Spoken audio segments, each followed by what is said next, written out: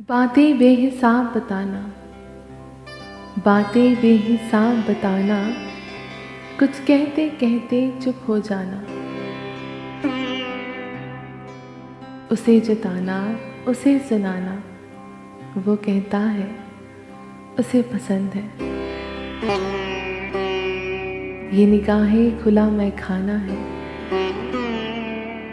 वो कहता है दरबान बिठा लो, हल्का सा बस हल्का सा।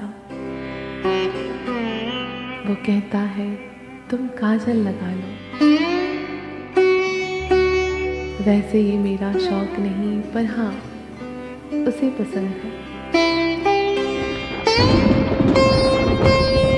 दुपट्टा बस एक तरफ ही डाला है, उसने कहा था कि सूट बेशक सादा ही पहन।